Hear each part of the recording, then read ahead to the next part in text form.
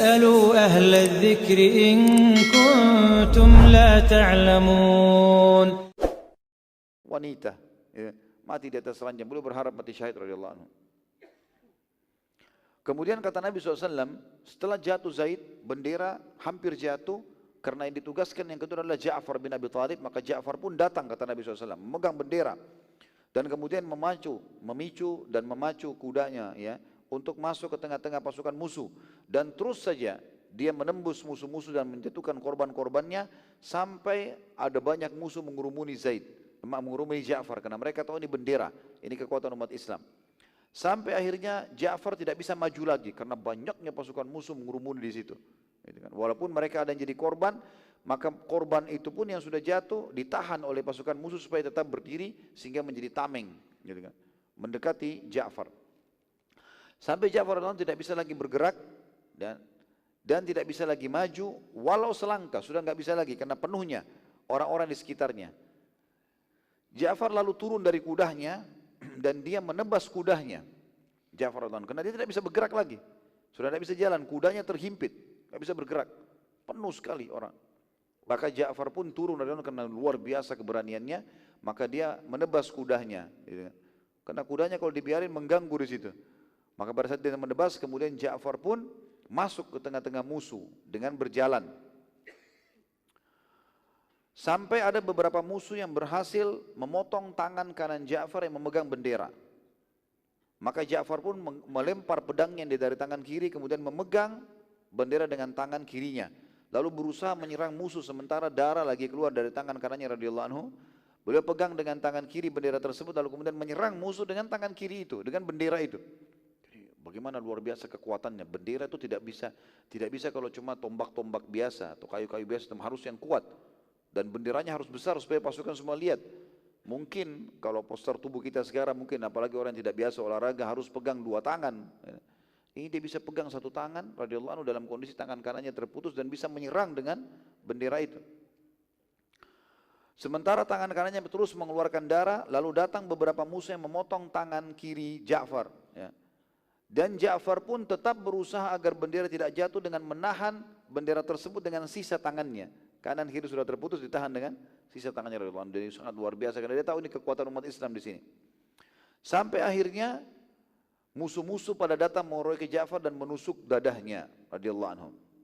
Dalam riwayatnya dikatakan tubuh Ja'far dikeroyoki oleh musuh, ditebas-tebasnya dengan pedang sampai tubuh Ja'far terbelah menjadi dua. Abu Rafi' radhiyallahu anhu meriwayatkan kisah ini dalam sebuah riwayat sahih riwayat Bukhari, berkata, saat kami mengumpulkan para korban muslimin, kami menemukan sisi tubuh Ja'far yang terbelah, terdapat padanya sekian puluh luka. Jadi memang terbelah dua, itu pun kiri-kiri kanannya penuh dengan luka-luka. Nabi SAW bersabda, sungguh Ja'far mati syahid, dan Allah telah menggantikan kedua tangan Ja'far yang terputus dengan dua sayap dari permata, yang ia gunakan berterbangan kemanapun yang ia mau di surga sampai hari kiamat. Dalam banyak riwayat Bukhari Muslim dikatakan Ja'far radhiyallahu anhu digantikan oleh Allah. Kata Nabi SAW, Ja'far digantikan oleh Allah dengan dua sayap yang lebar dan berkilau, serta Ja'far terbang bersama dengan para malaikat di sekitar surga. Jadi kemuliaan yang luar biasa diberikan oleh Allah subhanahu wa ta'ala. Dalam riwayat lain dikatakan, sungguh Ja'far sedang terbang dengan sayapnya mengelilingi surga, dan aku melihat Hamzah sedang bersandar di dipan-dipannya. Jadi memang ini fakta-fakta riwayat teman-teman yang harus kita sadari. Kalau orang mati syahid itu jangan terpengaruh dengan kondisi fisiknya, tapi bagaimana yang dia dapatkan setelah itu. Karena orang kalau mati nanti teman-teman seperti orang baru bangun tidur. Dia buka mata, oh ternyata ini loh histori hidup saya dari sini sampai sini. Sudah tidak lagi rasa sakit, tidak lagi rasa itu semuanya. Ya, sudah menuju kepada kehidupan yang abadi. Setelah itu kata Nabi SAW, Abdullah bin Rawaha mengambil bendera. Lalu Nabi SAW diam sejenak, karena ternyata Abdullah juga sempat terdiam sejenak di kancah peperangan. Jadi Nabi SAW kan sedang menceritakan nih apa yang sedang terjadi. Tapi Abdullah, waktu dia pegang bendera dia diam. Maka Nabi SAW pun diam, menunggu apa yang Abdullah akan lakukan untuk diceritakan. Kata Nabi SAW, Abdullah sempat ragu sejenak. setelah melihat apa yang terjadi pada Zaid dan Ja'far, karena Zaid ibn Harithah radhiyallahu anhu kena pemimpin, di kiri kanannya harus ada Ja'far dan Abdullah bin Rawaha yang akan mendampingi dia. Kapan Zaid mati, Ja'far maju. Maka Abdullah harus ada di sebelahnya Ja'far. Jadi Abdullah ini menyaksikan proses bunuh termatinya Ja'far. Manusiawi, dia sempat ragu sejenak. Maka pada saat itu, dia pun melihat peperangan makin memanas, darah sana sini, Ja'far depan mata, dan dia pemimpin sekarang, dia harus pegang bendera. Berarti nasibnya bisa akan sama seperti itu. Terlebih lagi tentu teman-teman sekalian, dia akan menjadi sasaran utama. Maka Abdullah pun radhiyallahu anhu mengeluarkan syair yang masyhur didengar oleh beberapa sahabat yang ada di sebelahnya. Dia mengatakan, wahai jiwa, majulah dan jangan ragu. Maju kamu akan mulia dan terpuji, dan mundur berarti engkau akan dibenci. Mengapa engkau ragu dalam menyambut surga? Bila engkau melakukan perbuatan keduanya, maka engkau pasti akan mulia. Artinya maju sambil mengejar, ya, maju sambil mengejar surga itu. Tentu ada naskah asli sebenarnya tulisan syair-syair beliau ini disebutkan oleh para ulama. Namun saya mengambil kesimpulan dari syair itu yang tadi saya ucapkan itu. Maka Abdullah pun radhiyallahu anhu dengan bertakbir Allahu Akbar, membawa bendera di tangan kirinya dan memegang pedang di tangan kanan, kemudian menyerang masuk ke tengah-tengah musuh. Sampai akhirnya Nabi SAW menceritakan, Abdullah lalu masuk menyerang musuh dengan semangat mengejar surga. Di tengah kancah Abdullah melihat pimpinan Nasrani dari Arab Ghassan yang bernama Malik ibn Rafilah. Abdullah waktu dia menyerang, dia lihat ada salah satu pimpinan orang di sana, suku Ghassan. Maka Abdullah pun menyerangnya dan Abdullah berhasil membunuhnya. Penyerangan terjadi dari pagi sampai malam, non-stop, terus saja. Salah seorang keluarga Abdullah bin Rawaha membawa bekal makanan daging yang sudah dimasak, ditaruh di kantong bajunya, karena mereka tidak sempat makan. Kalau mereka lapar sambil berperang, mereka memakan daging tersebut, gitu kan. Maka ia pun keluarganya Abdullah ini mengambil potongan daging yang kebetulan ada di sebelah Abdullah, lalu melemparnya ke Abdullah, mengatakan, makanlah wahai Abdullah, kuatkan tubuhmu dengan sedikit daging ini. Abdullah pun sambil mengambil sepotong daging tersebut dari paha kambing dan memakannya. Pada saat dia makan, dia berkata dengan suara yang didengar oleh sebagian orang di sebelahnya, demi Allah, bila aku menunggu sampai kambing ini habis, aku kunyah, sungguh kehidupannya masih lama. Maka ia lalu membuang potongan daging tersebut dan terus menyerang musuh sampai menjelang malam tiba. Musuh lalu mengepung Abdullah setelah mengetahui kalau Abdullah adalah pimpinan perang muslimin, sampai akhirnya mereka berhasil membunuh dan mati syahidlah Abdullah pada malam itu sebelum bubar pasukan. Jadi hari yang sama, hari ke-6, meninggal semuanya 3 orang pemimpin muslimin. Tapi karena malam, maka berhenti peperangan. Muslimin mengurus jenazah-jenazah tersebut.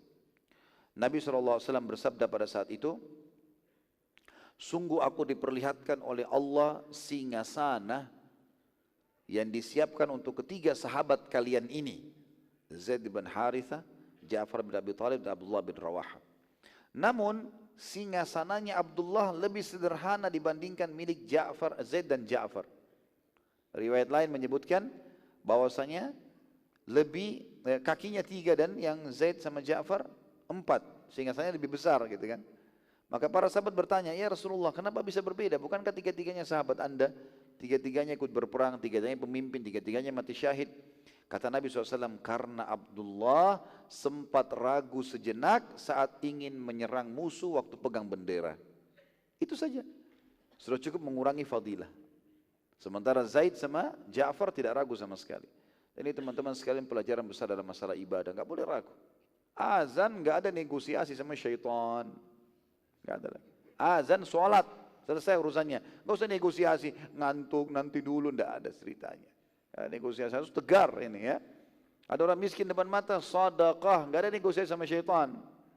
Enggak usah, itu masih kuat, masih muda. Lawan semua, harus. Mulai dari hal kecil teman-teman. Karena untuk berkorban, berjihad, menumpahkan darah, antum harus mulai dari hal yang kecil. Udah biasa belum keluarin uang di kantong untuk celengan masjid nih? Udah biasa belum berhenti setiap orang miskin berhenti kasih bantuan? Udah biasa belum sisipin waktu untuk sholat malam walaupun mengantuk? Pengorbanan harus ada. Nanti itu akan mendongkrak kita kalau bersatu semua untuk bisa mengorbankan darah kita di medan perang. Kalau tidak ada sebelumnya itu susah. Yang membuat sahabat bisa melakukan ini justru karena masalah itu, teman-teman sekalian. Saya mengatakan dalam tulisan saya tentunya ya, sebuah poin yang saya jadikan pelajaran, Maha Suci Allah. Hanya dengan keraguan sejenak sudah cukup mengurangi kedudukan di sisi Allah. Makanya setiap muslim tidak boleh ragu sedikit pun akan janji Allah yang Maha benar, terutama masalah surga. Dan kematian tidak perlu ditakuti karena pintu menuju ke akhirat dan surga. Saya sudah pernah bilang, mati bagi seorang muslim adalah awal segalanya dan bukan akhir segalanya.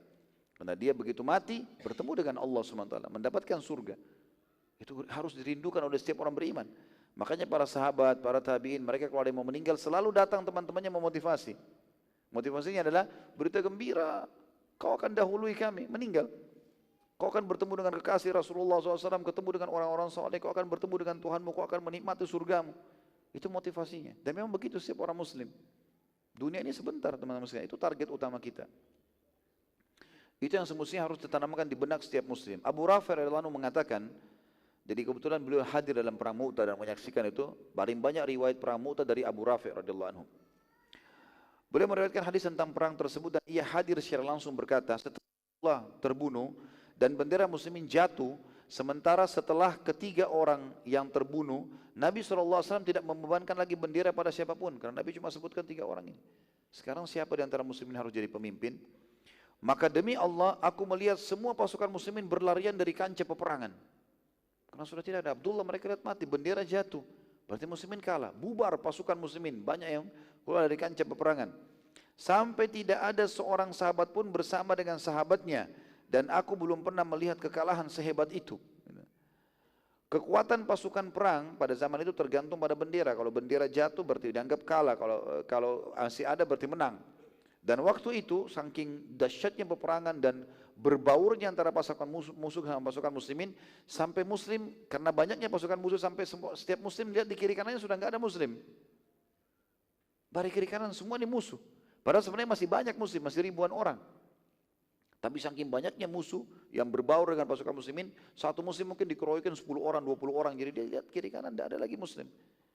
Begitu melihat bendera masih ada, mereka terus menyerang, berarti pasukan muslimin masih ada.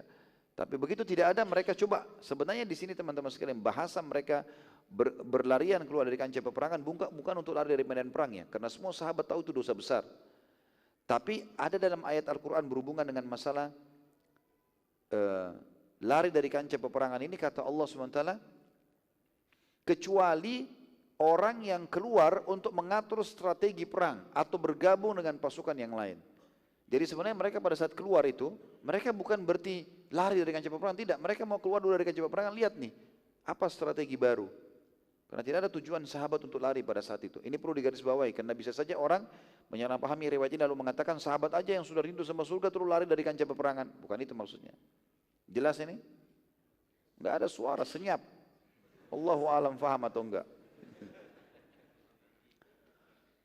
Sementara itu sedang terjadi teman-teman sekalian, waktu jatuhnya Abdullah bin Rawaha, dan ini sudah menjelang malam, sudah menjelang maghrib, sudah mulai agak gelap.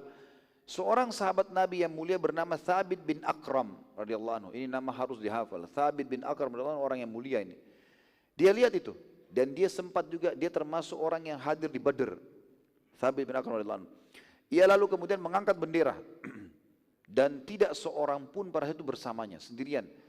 Sebagian riwayat menyebutkan teman-teman sekalian, bendera muslimin sedang berada di tengah-tengah pasukan kafir, bersama dengan jenazahnya Abdullah bin Rawaha. Jadi dikelilingi oleh mereka. Untuk mengambil bendera berarti mati. Subhanallah, orang ini Thabit bin Akram datang menembus pasukan musuh tadi, sendirian berusaha sampai memegang bendera. Pada saat dia mengangkat bendera, dia lihat angkat bendera, ketiga sahabat yang tadinya bertanggung jawab memegang bendera selalu didampingi oleh pelindung-pelindung, sementara Thabit mengangkat bendera tidak seorang pun melindunginya.